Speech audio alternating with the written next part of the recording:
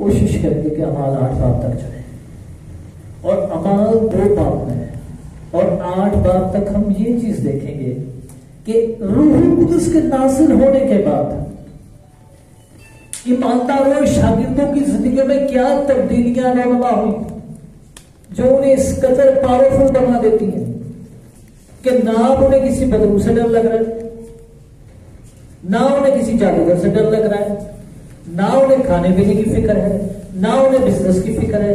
उनके अंदर क्या चीज आ गई है, उनको क्या मिल गया है, क्या उनका खौफ खत्म हो गया? क्योंकि वो भी तो हमारी तरह इंसान है, उनकी भी जरूरतें थी, उनकी भी फैमिलियां थी, उनके भी हालात में ऊपर नीचे होते होंगे। लेकिन जब रूहुल कुदस नाज़िल होगा तो क्या चेंजेस आ रहे हैं? अमाल 2 बाब में हम देखते हैं कि जब ईद पेंतिकोस्त का दिन आया, कब किसका दिन आया? पेंतिकोस्त का मतलब है 50वां दिन। क्या दिन है? और ये यहूदी शरीयत के मुताबिक यहूदी पहले फलों की ईद के बाद 50 दिन के बाद दोबारा ईद करते थे। फसह की ईद के बाद, फसह की ईद के बाद फसल काटने की या नेम नजर की ईद या हफ्तों की ईद मनाते थे 50 दिन के बाद। फसह की ईद में यहूदी साल में, मैं दोबारा से बताता हूं, यहूदी साल में 3 ईदें मनाते थे।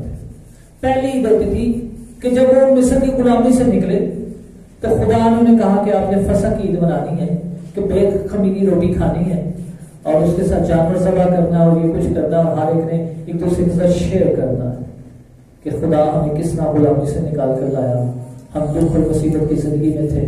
तो उस बात को याद करने के लिए खुदा के कामों की भलाई का कि वो गुलामी से कैसे निकले, ईद फसह मनाई जाती थी। और दिलचस्प बात यह है कि ईद फसह के दिन ही यीशु मसीह मसलूब हुआ है, और ये फसह की एक हफ्ता मनाई जाती है, पूरा हफ्ता बगैर खमीर के, आटा भून गया, सारी आटा रोटी के लिए पक गई, बगैर खमीर उठाए वो रोटी खाते, साग पात और सादी चीजें खाते, और हर एक फैमिली अपने खानदान के बस एक बड़ा खुदा के हुजूर गुजारते, उसके शुक्रगुजारी करते। इसलिए फसह की ईद होती है। और फसह की ईद के 50 दिन के बाद ये फसल काटते थे, फ्रूट्स लेकर आते थे। तो इसलिए इस ईद को हफ्तों की ईद, फसल काटने की ईद या नजर की ईद कहते थे, कि ये नजराने खुदा के हुजूर अपने पेश कर रहे होते थे, क्योंकि ये खुदा की तरफ से था और खुदा ने मुकर्रर किया हुआ था।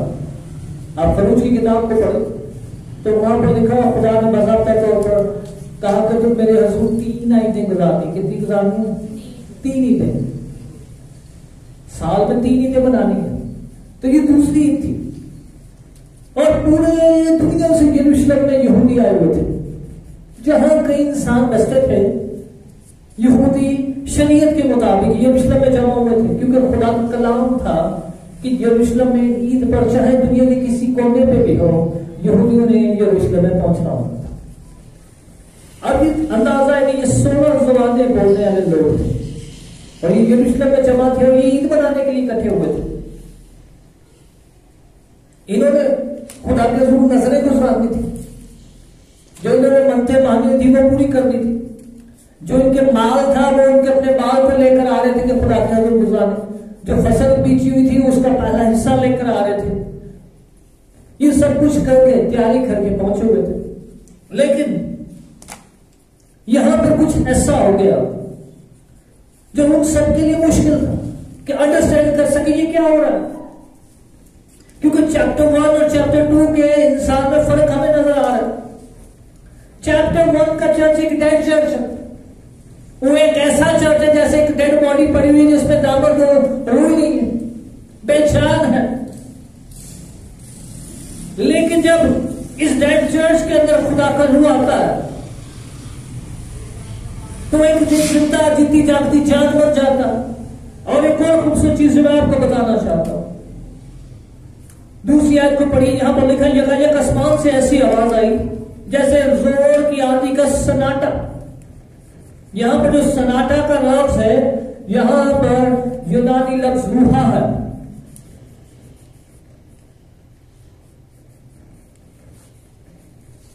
रूहा का मतलब है एक ऐसी मुर्दा लाश जिसमें दम ना हो। और यही लफ्ज आदम की बॉडी के लिए इस्तेमाल हुआ है पैदाइश की किताब में। जब खुदा ने जमीन से मिट्टी ली और आदम को बनाया, तो वहां पर भी रूहा का लफ्ज है। और उसके अगली आयत में लिखा है खुदा ने आदम के नथनों में जिंदगी का दम फूंका। तो यहां पर भी जो आंधी का सनाटा है, यहां पर इंग्लिश में जो लफ्ज इब्रानी में यूज हुआ है वो रूहा है। इसका मतलब यह है कि खुदा ने चर्च के अंदर अब उसके नथनों में जिंदगी का दम फूंक दिया है। और मेरे अजीजों, जब चर्च के अंदर जिंदगी का दम फूंक दिया जाता है तो फिर चर्च जीती जाती जान लग जाता है। फिर चर्च आदम की तरह फलना शुरू कर देता है, बढ़ना शुरू कर देता है और जमीन को खुदा के जलाल से मामूर करना शुरू कर देता है।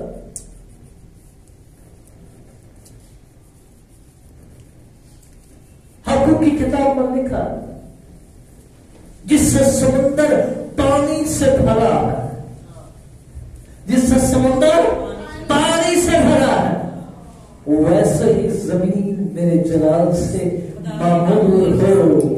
हालेलुया! ये खुदा का प्लान था, ये कोई हादसा नहीं था, ये खुदा के मंसूबे के तहत चल रहे थे। और जब ये खुदा के मंसूबे के तहत चल रहे थे, तो ये खुदा का मंसूबा देखिए कि खुदा उन लोगों को उसी जगह पर ले आता है और उसी टाइमिंग पर लेकर आता है जब नई फसल काटने की ईद मनाई जा रही है, जब नजरों की ईद मनाई जा रही है। और जब ये नजराने पेश करने जा रहे हैं, तो चर्च क्या कर रहा है? अपने आप को खुदा के हुजूर में पेश कर रहा है। हालेलुया! और जब ये लोग अपने आप को पेश कर रहे हैं, तो चौथी आयत को पढ़िए, यहां पर लिखा है वो सब रूह कुदस से भर गए। दूसरे बात और उसकी चौथी आयत को पढ़िए, यहां पर लिखा है वो सब रूह कुदस से भर गए। मेरे अजीजों, रूह कुदस के बगैर आज का इंसान, आज का ईमानदार, आज का पास्टर, आज का खादम खाली हादसा, पावरलेस मैन। क्योंकि रूह हक तस्लीस का तीसरा कदम है। ये रूह कुदस वही रूह है जो इब्तिदा से, जब जमीन और आसमान नहीं थे और तारीकी पर वीरानी थी और अंधेरा था, तो खुदा का रूह दिखा पानी की सतह पर जुम्बिश कर रहा था। ये वही रूह है। और ये रूह जब इन बच्चों पर, इन 120 की जमात पर नाज़िल होता है, तो मुझे याद आती है वो बात जो पैदाइश 6 बाप में है कि नूह को 120 साल लगे। कितने साल लगे? 120 साल। इसका मतलब है कि 120 की जमात इस तरफ इशारा है कि हम जिस्मानी जिंदगी का खात्मा करके रूहानी जिंदगी का आगाज करें। क्योंकि तूफान नूह के बाद ही खुदा ने कहा था आदमी की उम्र की हद कितनी होगी? 120 साल। 120 साल की एज के बाद खुदा इंसान को जिस्मानी से कहां पर? रूहानी आलम में लेता। ये 120 लोग अब खुदा के फ्लो में बहना शुरू हो गए। अब ये जिस्म से आर हो गए हैं, अपनी जरूरतों से आर हो गए हैं, अपनी ख्वाहिशों से आर हो गए हैं, क्योंकि इनके अंदर अब रूहुल कुद्स आ गया। क्या एक ख्वाहिशाएं बात? आज का चर्च, आज का ईमानदार, आज का खिदमत गुजार इस बात की अहमियत को जाने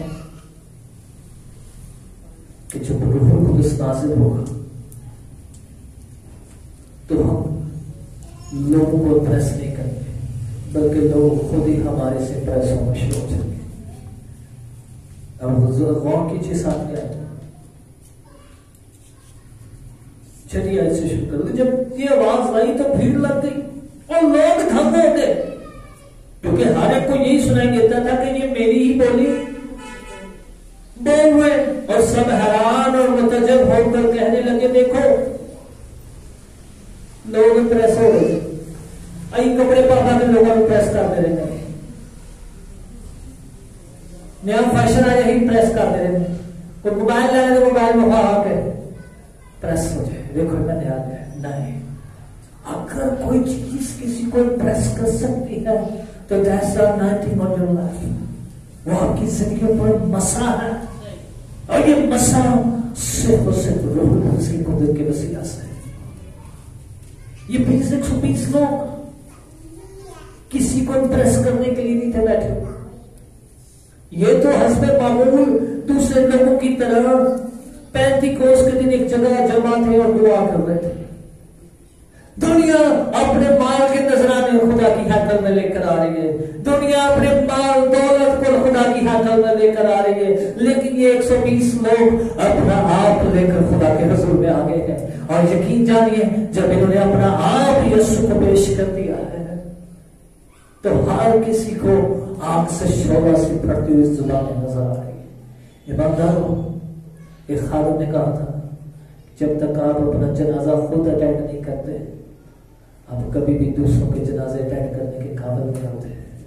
प्लीज पहले अपने आप को मारना सीखिए। आप मरेंगे नहीं तो रूह कुद्दूस जिंदा नहीं होगा। ये 120 लोग अपने आप को मार रहे हैं ताकि इनकी जिस्मानी जिंदगी का खात्मा हो और रूहानी जिंदगी का आगाज हो। और जब इनकी रूहानी जिंदगी का आगाज होता है तो उससे बड़ा परसों को पढ़िए, यहां पर लिखा है, लेकिन पतरस 11 के साथ खड़ा हुआ और अपनी आवाज बुलंद करके उनसे कहा। वो पतरस जब लूका की किताब को पढ़े तो ये आवाज नहीं निकलती, और यीशु ने ना सुन के लिखा है, उसको लान तान करता। लेकिन यही पतरस के अंदर वही तलेरी कैसे आ गई और कह रहा है, कान लगाओ,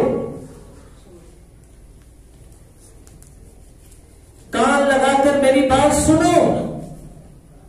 वो पतरस जो डरता है, छुपता है, नजरें चलाता है, वो छोड़ के पाता है, लेकिन जब रूह कुद्दूस आता है तो कह रहा है मेरी सुनो, क्योंकि ये वही वक्त है कि खुदा कह रहा है, खुदा कह रहा है कि आखिरी जमाना में मैं क्या करूंगा, हर बशर पर अपने रूह में सजा। प्लीज मेरे से जो याद रखिए, जब आपको खुदा बुलाता है तो फिर आपके वसीले से science, wonders and miracles are happening. ये बात अपनी जिंदगी में नोट कर लीजिए। जब खुदा किसी को बुलाता है तो फिर उसकी जिंदगी में निशानात, अजायब और मौजज़ात लाज़मी होते हैं। जब पतरस ने वाइज किया तो लिखा है उनके दिलों पर चोट लगी कि उन्हें को छुरी नहीं थी, उसे कुछ जबरदस्ती की थी, नहीं, because he was called by the God. जब खुदा बुलाता है तो फिर साइंस, वंडर्स और मिरेकल्स लाजमी वकूफ़ होते हैं। आज अफसोस के साथ कहना पड़ता है, अभी ज्यादातर मौत से करते करते अपनी मौत से मतलब दे देते। प्लीज, जहां पर खुदा होता है मौत से खुद होना शुरू हो जाता है। आप लोग का 5वें बाब को पढ़े, वहां पर लिखा हुआ है यीशु उस घर में था और खुदा की शिफा देने की कुदरत उसके साथ थी। The power of the God was with him। जब आप खुदा के प्लान में रहते हैं, जब आप खुदा के मंसूबे में रहकर जिंदगी गुजारते हैं, तो don't worry, science, wonders and miracles will happen. अजायब होंगे, आप नबूवत भी करेंगे, आप आसमान और जमीन पर निशानात भी दिखाएंगे, किसी तरह से जलाली खाओ पी होंगे,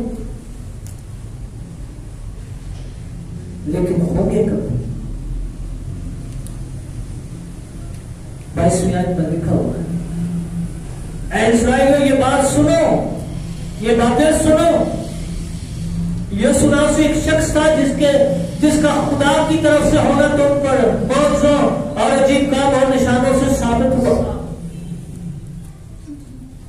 पतरस बड़ी सिंपल बात करके अलिया ने यीशु खुदा से इसलिए लोगों को बहुत ही ताकत से, यहां पर पतरस साथ इसी लैंग्वेज में बात करके, वो एक शख्स था, वो एक he was an ordinary man, लेकिन जब वो खुदा के रूह से मामूल हुआ। यहां पर थियोलॉजियन सवाल जरूर करेंगे, पैसा तो एक डॉक्टर खराब कर गए, लेकिन नहीं। इब्राहिम 5 बाब पढ़ लिखा है, उसने अपने आप को पस्त कर दिया, फिलिप्पियों 2 बाब, और इब्राहिम 5 बाब में लिखा उसने अपनी बशियत के, फिलिप्पियों 2 बाब में लिखा हुआ उसने अपने आप को पस्त कर दिया है और इंसानों के मुशाबा हो गया। ये सरेंडर हिमसेल्फ, उसने अपनी पावर्स को, अपने आप को खाली कर दिया था, अपनी आर्टिलरी को, अपने वेपन्स को उतार दिया था।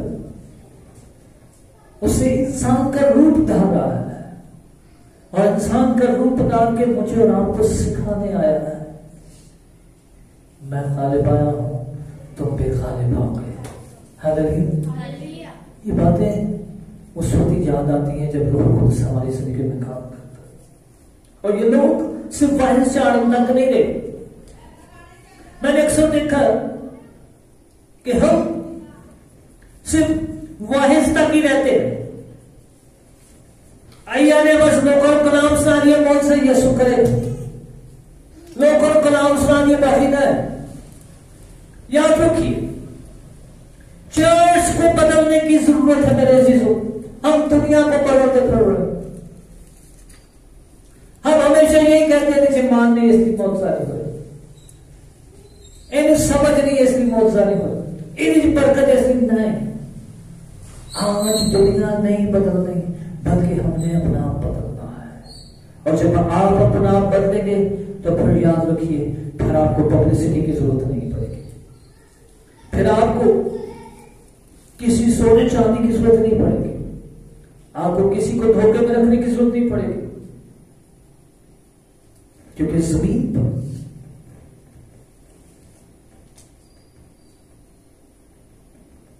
बहुत मालदार लोग हैं, बड़े बड़े मालदार लोग, बेपनाह उनके पास दौलत है, बेपनाह पैसा है, लेकिन अगर उनके पास कोई चीज नहीं है तो वो उम्मीद नहीं है।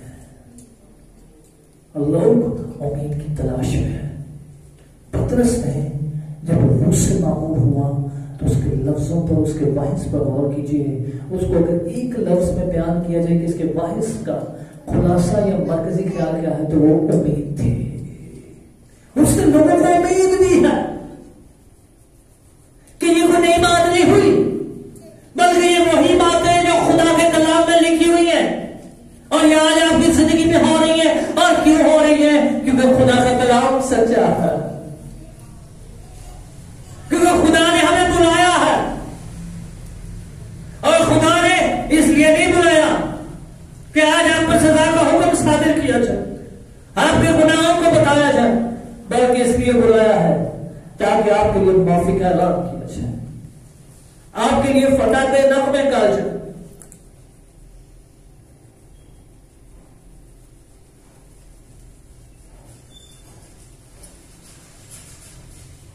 अब 36वें आयत को पढ़, यहां पर लिखा है, बस इस्राएल का सारा घराना यकीन जान ले कि खुदा ने यीशु को जिसे तुमने मसलूब किया, खुदावंत भी किया और मसीह भी की।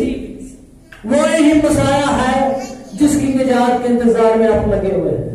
यहूदी कौम का ईमान था, उनके नबियों की ये तालीम थी कि मसाया आएगा, वो दाऊद की सल्तनत को, उसके तख्त को बहाल करेगा, उसके तख्त पर बैठेगा और हम दोबारा से राज करेंगे दुनिया पर, और हमारे पास कोई खुदा के वादे पूरे होंगे जिसके मुताबिक खुदा ने हमें मिस्र से निकाला था कि खुदा हमें वहां पर लेकर जा रहा है जहां दूध और शहद की नदियां बहती हैं।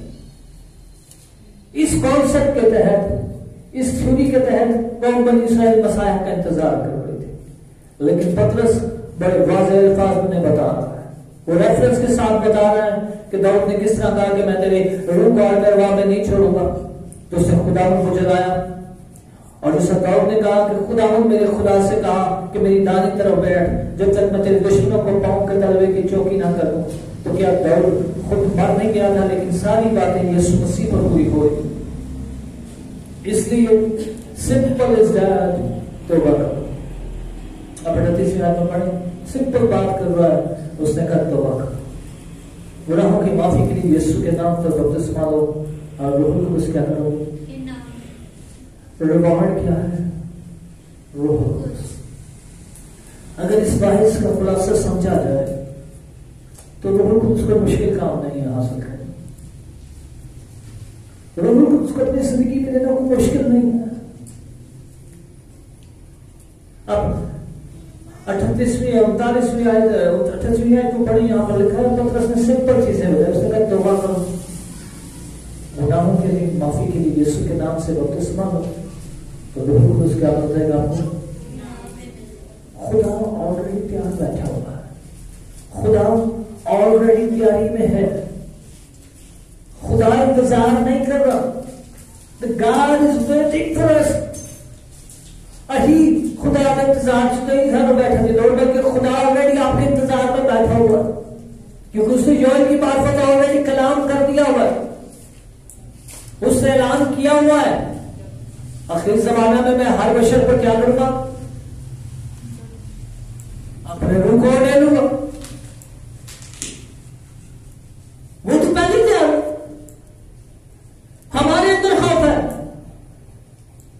हमारे अंदर डर है, हमारे अंदर शैतान ने ये बात रखी नहीं तू इस काबिल नहीं, तेरे से नहीं हो, तू नहीं कर सकता। लेकिन ना यकीन जानिए पतरस ने सिंपल कर दिया इन चीजों को। उसके अंदर रूह कुदस बोल रहा था और रूह कुदस हमें बता रहा है कि आपने सिंपल तौबा करनी है, बपतिस्मा लेना है और इनाम में आपको क्या मिल जाएगा। और जब आपको रूह कुदस मिलेगा फिर आप क्या करेंगे, तरह की जुबानें बोले। वो जब रूह कुदस मिलेगा तो क्या मिलेगा, तुम क्या पाओगे, कुव्वत पाओगे। The power will rest upon you। और ये पावर इस कदर पावरफुल होगी कि आप इमेजिन कीजिए। लूका 10 बाब को खोल के पढ़े, वहां पर लिखा हुआ है शागिर्द बड़ी खुशी के साथ लौटे और उन्होंने कहा बदुमा सारी ताबे होगी, सारी चाम तो पहले चामड़ा मार निकला। अभी तो जिन्हें दुआ की थी और